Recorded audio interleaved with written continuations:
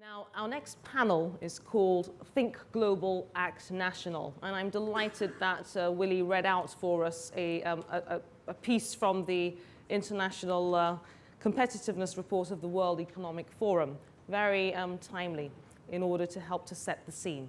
But we do also have a scene setter who will help to enlighten us on what's happening globally in terms of effects on our industry specifically before we move into the panel. And to set the scene for us, please welcome Simon Vincent, President, EMEA for Hilton Worldwide.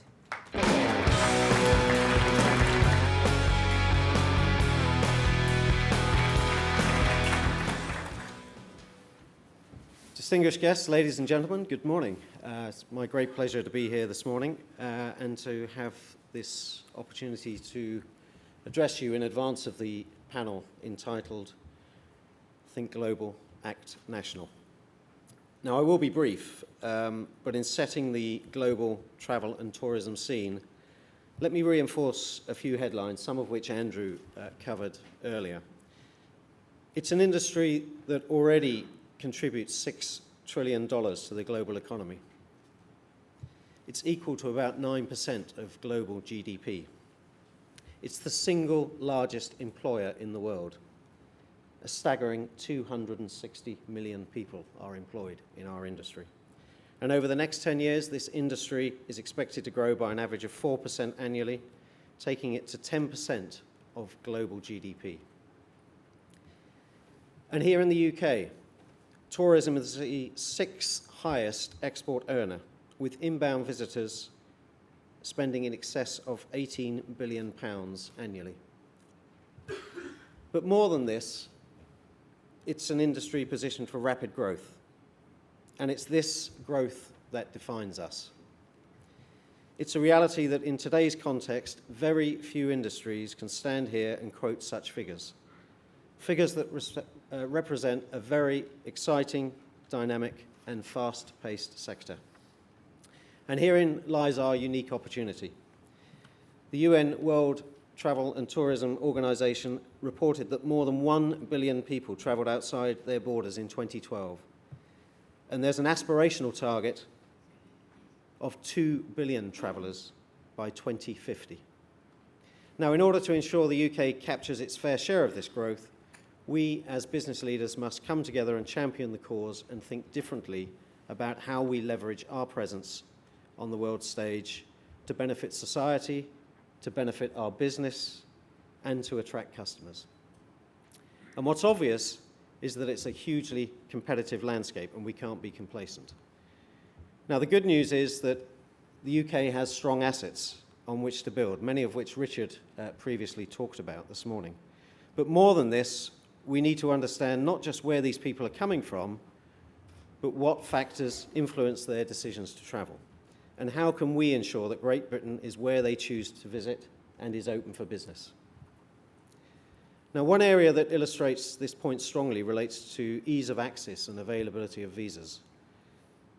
Positive changes in the USA to speed up the visa process led to an immediate 50% year-on-year growth in Hilton Worldwide business from Chinese visitors to our hotels last year. By contrast, in the UK, we only saw a 1% increase in rooms booked by Chinese visitors versus 26% increase from the USA and 43% from Brazil, where visa waivers existed. We therefore welcome the recent steps taken by the British government on simplifying the UK visa programme for those visiting from China, but we want to build on that positive start. Visa simplification should not only focus on China, but also include other emerging economies with middle classes who are potential UK visitors. Policymakers should go further and encourage the development of smart visa programs involving online application and approvals and aligning the UK application process so that all other destinations in Europe are included. So just as growth defines us, collective action is what is required to take this industry forward. Governments can set the framework, but it's businesses, large and small, that deliver growth and shape our industry and our communities.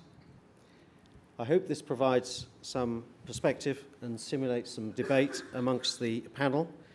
And at this point, I'd like to reintroduce the moderator, QC, First Class Wit, Robert Webb, to chair the panel session. Thank you very much.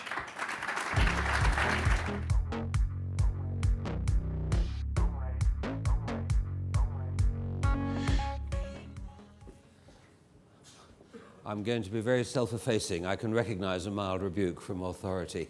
Panel, please will you come up here?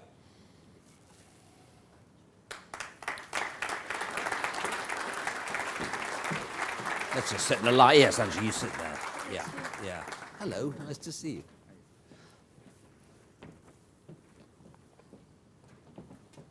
Hi, guys. We haven't met before, the panel and I, so there will be no Mickey taking of any kind, just a hushed tone of respect, punctuated, if you don't mind, by bouts of spontaneous applause. Angela, would you like to start? We've got about 9 minutes each.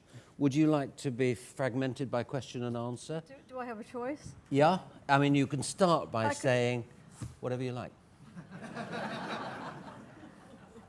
Well, let me start by saying that I'm just thrilled to be here, and I'm thrilled to host you here in this fabulous hotel, our hotel, the InterContinental Hotel Park Lane. So I'd like to start with a thank you for coming and for using our hotel and for us to come together for a second year to talk about what I think is one of the most important subjects for this country, for our industry. Do you want to talk about the national international scene and how the international scene impacts on the national scene and whether you can break out as a nation or as a particular destination? Yeah, so first of all, I think that's a great question. The international markets are continuing to grow exponentially. I mean, what we're seeing is a middle class market that's growing faster than any other industry, any other segment out there. And we need to ensure that we have our hotels in the right locations, offering the right kinds of relevant services to those guests when they arrive. And that's what we are doing here, ensuring that we take our global brands and localize them so that when people come to the UK, for example, when they come to London, they feel like they're getting an experience they would expect here. And how does London feel to you, or how does the UK feel to you compared with your other destinations? In reference to our brands, when you come to the UK, you are expecting you're expecting certain things that are local to London. So your breakfast offering, for example, in Holiday Inn and Holiday Express are going to be very different than what we offer in Russia or in the United States. So making sure that we provide them with a locally relevant experience, be that the services that we provide or the foods that we offer are extremely important. And if you're talking to the hospitality industry generically, as you are, what would you see as the opportunities, the UK-based hospitality industry? Where would you be looking? Well, let me start with, we need to make it easy for people to come here. And I have to tell you, since I joined IHG here in the UK, I've seen a huge difference in the way we welcome people at the airports. Maybe we still have a ways to go, but I have to tell you, I think we've come a long way. Terminal 5 does a great job in getting people actually through the airport. But of course, before you actually even get to the airport, we need to make sure it's easy for people to gain access to this great country. And I know that Simon touched on this and various other speakers this morning, but you know, if it's difficult to get a visa to come to London, that's a problem for us. So for example, I think last year the number that I was given is we had 170,000 Chinese visitors versus Paris that had 1 million last year. So we need to make it easy for people to come. And then when they get here, we need to make it a wonderful experience for them to experience this great city, this great country. Thank you. Ning, may we turn to you at this stage while we're talking about Chinese visitors coming to Paris and not to London? Is this because Notre Dame is suddenly higher fashion than St. Paul's, or are there any other reasons behind it? I think talking about the Chinese tourism, there are there are majorly speaking 4 factors that could affect, you see, our people going to a particular country or area to visit. Number 1 is the visa issue. And then number 2 is language. Number 3 is food, restaurant. And then number 4 is tax refund. I think that these are the why I say tax refund, because probably people notice that according to our survey, among the Chinese tourism, maybe 30% of them, their top requirements that is shopping. So I noticed that in UK, tax refund is not very. I can't say it's not doing well, but it's in Chinese we say "mama hu hu," which means so-so. Because you see, for example, only at the Heathrow Airport, people feel very convenient to have the tax refund. But if for Chinese people, they happily to take air flight to from other airports, they notice there is almost no tax refund. You only put a letter and a job in the mailbox. You never know whether you will get it or not. And the people always ask the tour operators, can we get it? But we can never guarantee or promise that. So this has become another big problem for us. Yeah. That's fascinating.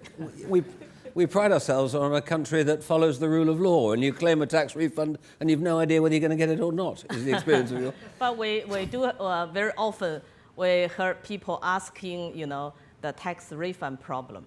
But we always say, even in our contract, when people traveling with CITS, we are the oldest and the biggest tour operator in China. When they travel with us, they each has to sign the contract with us. So we have all the details. But we always say for tax refund, we never guarantee, because especially when people come to UK, you see.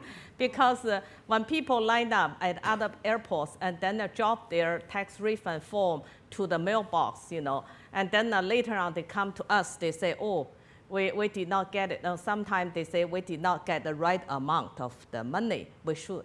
But if Chinese people like to do things face to face, you see, and especially for the, the middle class or upper class, you see people mostly they are about middle age or senior people. So when they do things, they feel more secure if they can see your face and doing that, face to face. And also in other countries, they always can do it. I don't know why UK could not improve in this point, because people, I must say, you see, just now I heard, you see, each year tourism spend like about 18 billion, British pound. But according to the report in China, I noticed that, Chinese passengers each year, they spend totally 3 billion, British pound. So that, which means, each of the Chinese passengers, they spend around 1,600, British pound each time, each person. So this is quite a big money even for Chinese passengers. So they are expecting tax refund from your government. I'm sorry, I'm very direct, you see. No, I like to make things more clear. No, I agree. Thank you. I think you've put our culture firmly in its place. We tend to talk about William Shakespeare and Oxford and the Dreaming Spires, but there is a different view, which I can see. Faith, you're USA have tackled this. President Obama's tackled it. There's a government focus. Yes, would you mind telling the audience something about it? Sure. So the Obama administration is focused on the travel and tourism policy and task force. Started it last year, and it has made tremendous progress, particularly Hilton mentioned, in terms of the visa program and making that easier and simplifying that process. But the other key component was actually just promoting Brand USA. And as Wyndham Worldwide, we partnered with the Obama administration as well as the Clinton Global Initiative. And some key tenets in that is around the waiver the visa waiver program, making it streamlined, making it online. Another key component is Brand USA, as well as workforce development. And I heard earlier today in terms of education and how the hospitality industry can really be a key driver around that. So working with the Clinton Global Initiative, and Clinton works very closely with Obama in terms of workforce development, and partnering is a critical component of this with the private and public sector. And so some of the things that we're working on is in that area in terms of workforce development, training and education, particularly in the urban centers around the world, is a key opportunity. Another key area is around just research and getting the right information in terms of what are the demographics and what's happening. So within our company, some key areas is partnerships, but another key area is leveraging technology. And when you look across our whole platform and you look across what's happening in terms of transparency in our consumers, I mean, basically, I heard earlier today that you stayed at a bed and breakfast, and that experience you can see online with TripAdvisor, right? 200 million unique visitors can see your experience at a small bed and breakfast, which is impacting the larger brands. So really leveraging that technology and using it to the best that we can, whether it's within the Obama administration with visa programs, applications, processing, that can all actually help streamline, the program. Thank you. You talk the language of partnership between business and government, which has always been talked about by the North American continent, and we're looking at it here, I think, slightly in envy, because our partnership with government, as Willie was just saying, involves putting statements on the tube saying, do this. How do we move from here to there? I think at the end of the day, it's about a win-win, and it's really about driving business. And when you look at the hospitality, travel, and tourism industry, we are a key driver of, employment, jobs. And we can actually we are one of the solutions to help you get there in terms of growth. So when you really partner with, private and public, it's all about how are we driving growth together and making that a win-win. And you're going to see it accelerate because companies want to do the right thing.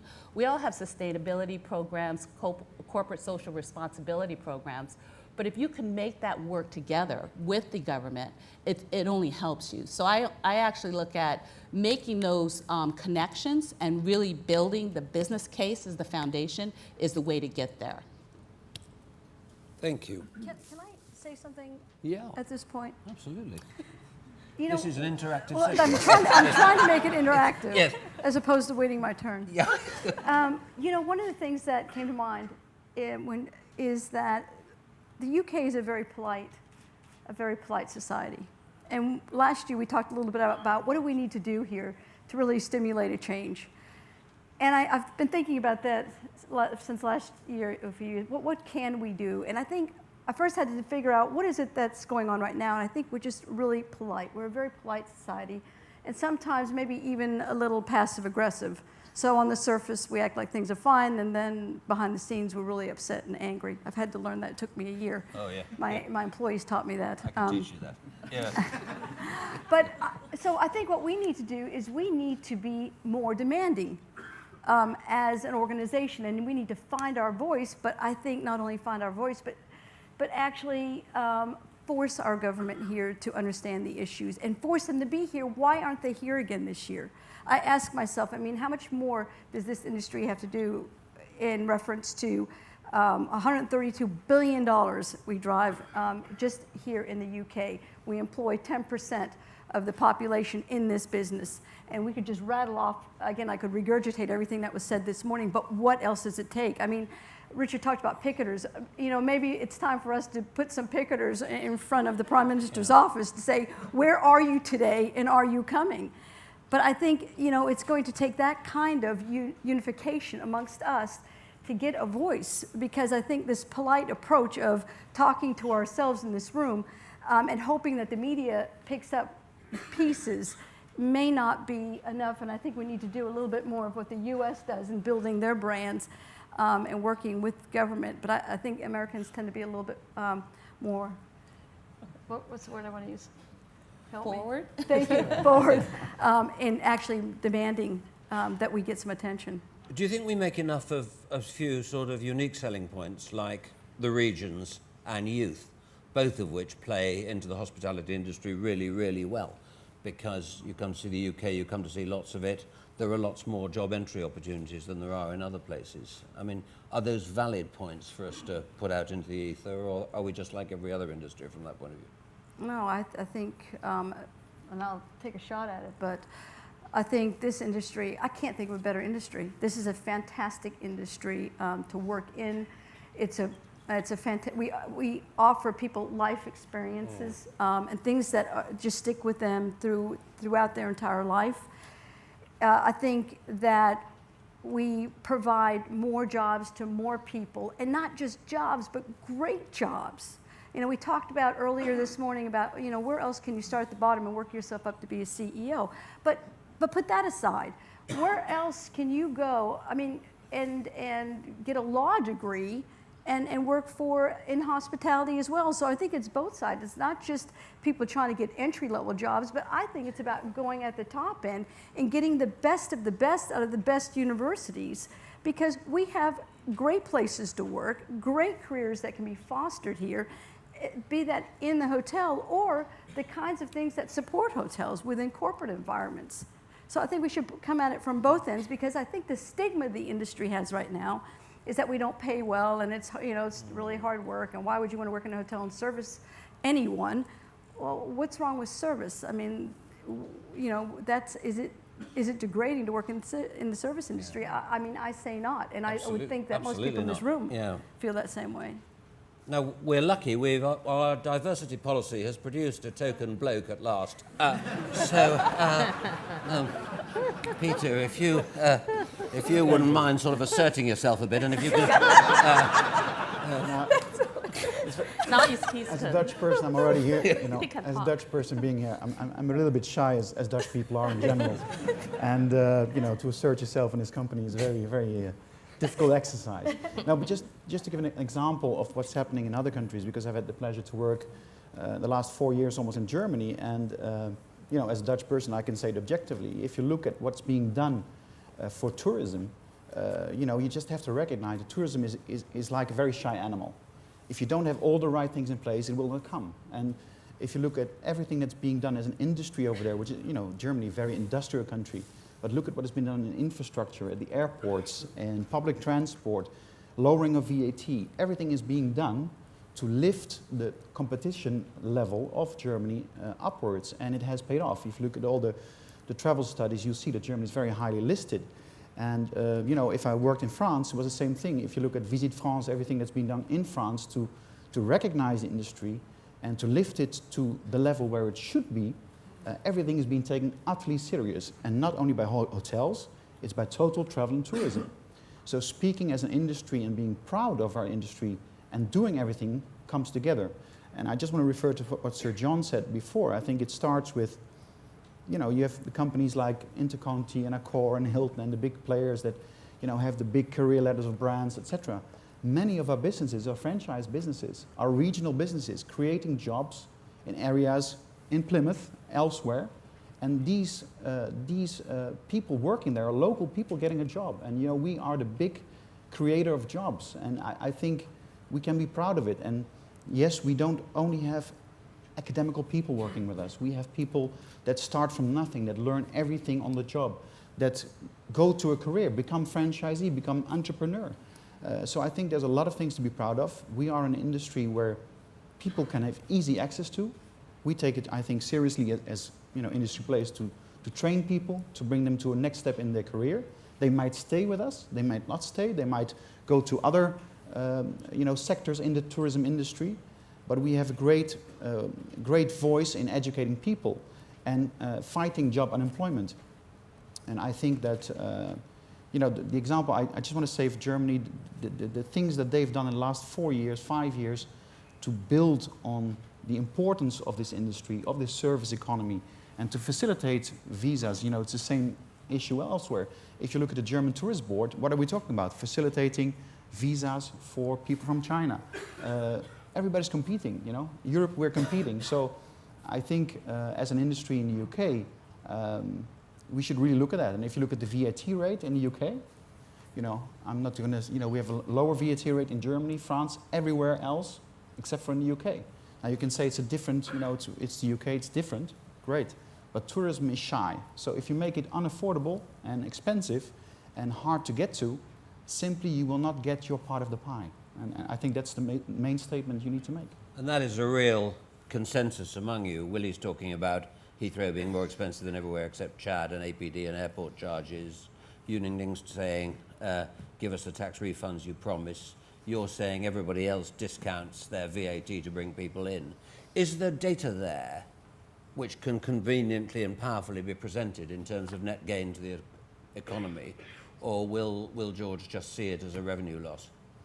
Well, I think this was the big debate in Germany when the lowering of the VAT on hospitality was acted a couple of years ago, in the end of 2009.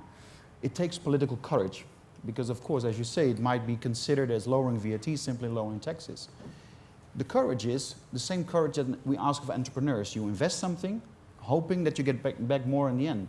And I think, if you look at the positioning and the position of Germany as a travel destination, it's paid off. If you look at the offer, it's affordable. The hotel offer, much more affordable than what we can see here, simply because hoteliers can price it also more affordable. The offer is qualitatively good, and the infrastructure is there. And the tourism numbers have grown. It takes a bit of courage. Faith, did your group do any tax lobbying, or was it already unnecessary? In terms of tax lobbying, I have not been involved with that, to be honest with you. We've worked more in partnership with the administration in terms of other areas of focus, like I talked about workforce development, visa programs, and things like that. I do want to reiterate what you talked about in terms of the small business. We're one of the largest franchisers in the world, and a key component of this is small business growth. And so when you look at franchisees or small business, SMEs, this is what the industry is primarily composed of. So we really do have to work in partnership with the owners, mom and pop shops, helping them to actually facilitate their business and helping them to grow in that manner, and in terms of the agenda around hospitality and tourism, and giving them access to capital, to education and training is critical. So I want to reiterate what you talked about in terms of developing that relationship with small businesses, because our industry can really do a lot of that. The net and the cloud won't have destroyed the economies of scale, but has it destroyed the brand advantage of scale? So that a bed and breakfast can, as you say, be seen by 200 million people. Are we going to see constant proliferations of the equivalent of Tesco Local and so on as small businesses get the advantage of this ability to communicate?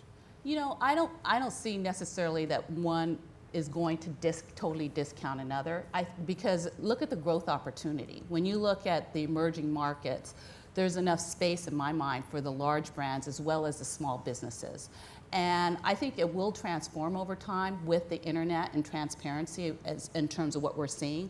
But I think what you're going to see the larger brands start to look at more boutique type products, working in partnerships with smaller businesses and leveraging that in regional markets. I think that you can actually see us moving more into that area in addition to our large brand and leveraging the economy of scales. But I don't see one as necessarily taking over the other. Thank you. Just to rebound on that, just one remark. I think, if you look at any brand, if you look at a non-branded property or a branded property, if, the moment you go to a franchise convention of any of us, I think you see a lot of people that do recognize that brands are important because people need to know, what they're choosing. And travel is much more democratic today. But if you see a franchisee today that, that has to battle against the giants of distribution, and a franchisee that has the comfort of a brand, there are specific advantages that are, recognized by franchisees. Thank you. Ladies and gentlemen, these days carry with them, I think, an implicit promise of punctuality. Ufi requires me to finish at 11, and as you know, we do what Ufi says. So if I may, I will now thank our panel and suggest we all go for coffee. Thank you very much indeed.